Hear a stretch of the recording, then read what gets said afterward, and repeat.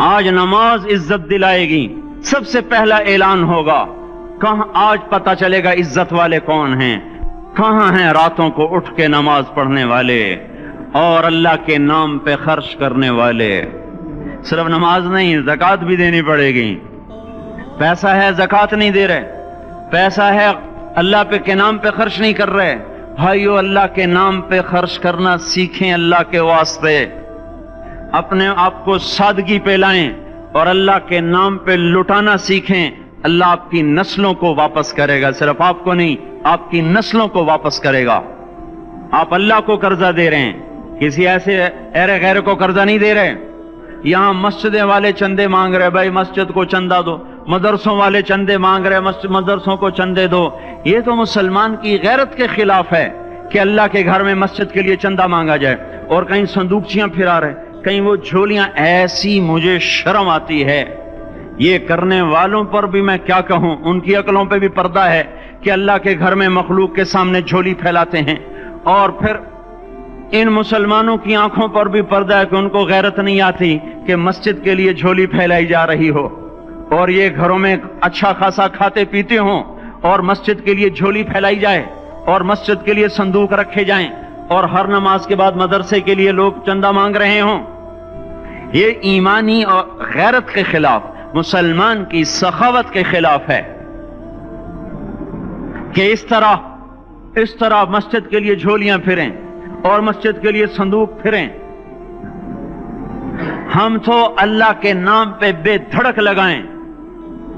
اقیم الصلاۃ وآتوا الزکاۃ، اقیم الصلاۃ وآتوا الزکاۃ 67 دفعہ یہ حکم چلا ہے، اور ہر دفعہ زکوٰۃ کے ساتھ. نماز نماز زکوٰۃ، زکوٰۃ نماز، نماز زکوٰۃ، زکوٰۃ نماز. نماز پڑھنے والے زیادہ ہیں نسبتاً زکوٰۃ دینے والوں سے. زکوٰۃ دینے والے تھوڑے ہیں، پیسہ جاتے ہوئے جان جاتی. ہمیں نہ دو، اپنے غریب رشتہ داروں کو تلاش کر کے دیں. اپنے غریب رشتہ داروں کو، اپنے غریب پڑوسیوں کو. آج جو صحیح دیانتدار تنخواہ دار ہے وہ بھی مستحق زکوٰۃ ہے اگر وہ دیانتدار ہے تو. اگر رشوت نہیں لیتا تو آج کا ایس پی بھی مستحق زکوٰۃ ہے. میرا ایک دوست ایس پی کہنے لگا میں زکوٰۃ کا مستحق ہوں،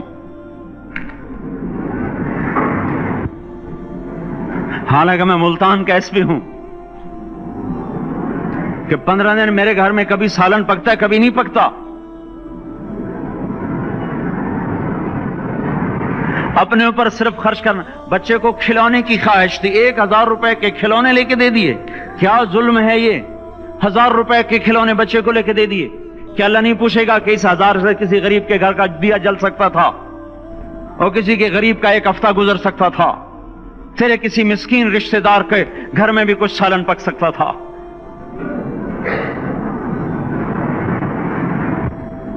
رزق دیا تو اس کا ہوش نہیں کہ اس کا حق ادا کریں. جان دی تو اس کا ہوش نہیں کہ اس کا حق ادا کریں. سجدہ جان کا حق ہے اور زکوٰۃ اور صدقات یہ مال کا حق ہے. میں کب اپنے لیے مانگ رہا ہوں؟ میں کہہ رہا ہوں اللہ اپنے غریب رشتہ داروں کو دیں، ان کو تلاش کریں اللہ کے واسطے. اپنی بیویوں سے پوچھو سونے کی زکوٰۃ دی ہے؟ دے، ورنہ تو خود پکڑی جائے گی. تیرا زیور تیرے لیے گنجا سانپ بن کے تیری زبان کو ڈسے گا. ان کا میں نے تو بچیوں کے لیے سنبھال کے رکھا ہے. اس کی زکوٰۃ دو پھر ٹھیک ہے، ورنہ اسم کو توڑ کے اس کی زکوٰۃ دو، نہیں تو یہ مال پکڑوا دے گا قیامت کے دن. نماز نہیں چھڑا سکتی اگر زکوٰۃ نہیں دی، اور زکوٰۃ نہیں چھڑا سکتی اگر نماز نہیں پڑھی. مسجد بنا دی 50 لاکھ میں، اگر خود نمازی نہیں تو یہ مسجد بنانا اسے جہنم سے نہیں بچا سکتا. میرے بھائیوں، اپنی جان کا بھی صحیح استعمال کریں اور اپنے مال کا بھی صحیح استعمال کریں. ہم ایسے اندھے نہیں ہیں کہ جو بچے نے چاہا لا کے دے دیا، جو بیگم نے مانگا اٹھا کے دے دیا. نہیں، ہم پہلے دیکھیں گے. اپنے اوپر حضرت عثمان رضی اللہ عنہ کے پاس ایک سائل ہے، حضور سے مانگنے آیا. آپ نے کہا عثمان کے پاس چلے جاؤ. عثمان سے مانگنے گئے تو آگے بیوی پہ لڑ رہے. کس بات پہ؟ یوں کہہ رہے وہ باہر چھوٹے چھوٹے گھر ہوتے تھے تو باہر آواز آ رہی. بیوی کو کہہ رہے اللہ کی بندی، رات تو نے چراغ میں बत्ती मोटी डाल दी, वो बत्ती डालते थे ना उसकी रुई की, तो तेल ज्यादा जल गया।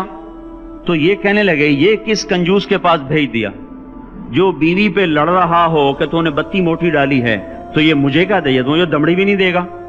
जब इनको बाहर बुलाया और खैरात मांगी का वहां से आया हूं, तो उन्होंने अंदर गए, एक थैली उठाई, ना पूछा कि कितने चाहिए, ना पूछा कि कौन हो, 3000 दिरहम उठा के दे दिए। वो हैरान होके कहने लगा यार एक बात तो बताओ। का क्या? का ये मुझे तो तूने इतने दे दिए कि मेरी अगली नस्ल को भी काफी हैं, और खुद बीवी पे तू लड़ रहा था कि बत्ती मोटी क्यों कर दी।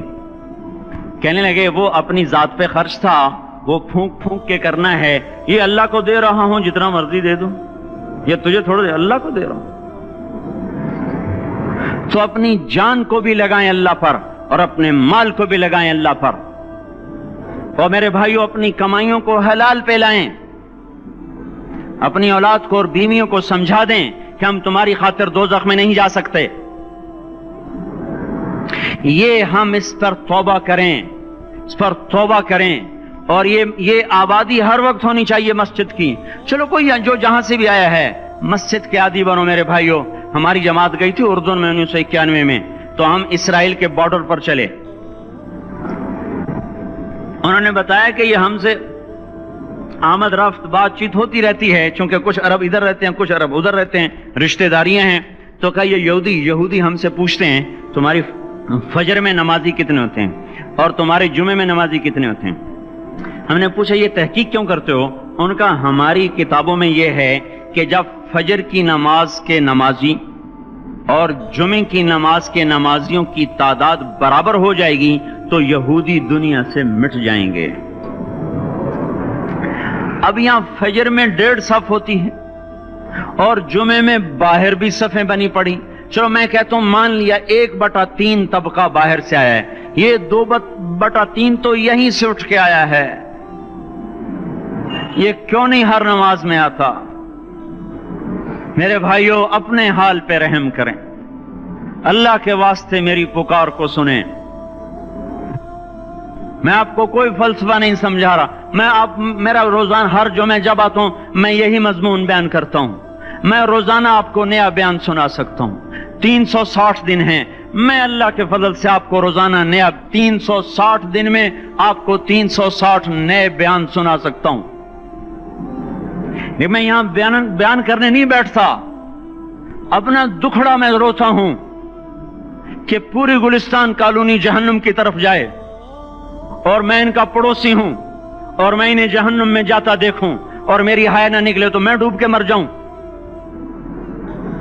जलता कुत्ता हम नहीं देख सकते और उस हमारी आंसू निकल पड़े। चूहे को हम जलता नहीं देख सकते और मैं इतनी शक्लों को जहन्नुम में जाता देखूं। जिसने फजर आज नहीं पढ़ी उसने अपुर जहन्नुम को वाजिब कर लिया। जो अब आइंदा असर नहीं पड़ेगा उस पर जहन्नुम वाजिब हो गई। फिर मैं क्या मजमून बयान करूं, क्या फलसफे बयान करूं?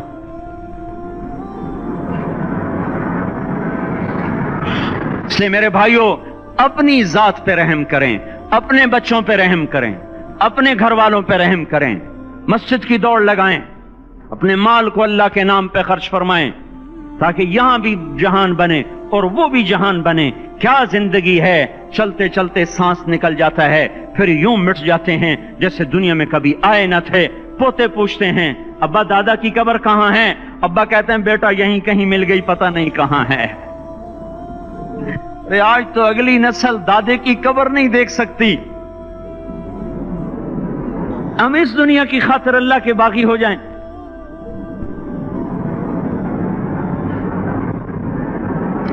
इस बेवफा जहान की खातिर अल्लाह से बगावत कर जाएं जो ऐसा मेहरबान, जो ऐसा करीम। तो इसलिए मेरे भाइयों अल्लाह के वास्ते अल्लाह की बारगाह में तौबा करें और अपने अल्लाह को राजी करें। यही मेरी फरियाद है, यही मेरी पुकार है। मैं भी तौबा करता हूं, आप भी अल्लाह की बारगाह में तौबा करें कि कोई काम अल्लाह की मंशा के खिलाफ ना होगा। इसको सीखने के लिए हम कहते हैं तबलीग में जाओ, चिल्ला लगाओ। हम कोई किसी तबलीगी जमात का मेंबर नहीं बना रहे, ہم خود تبلیغ میں جاتے ہیں، اوروں کو کہتے ہیں نکلو کہ ہماری توبہ پکی ہو، ہمارے اعمال درست ہوں اور اللہ ہم سے راضی ہو۔ اللہ ہم سب کو عمل کی توفیق بخشے۔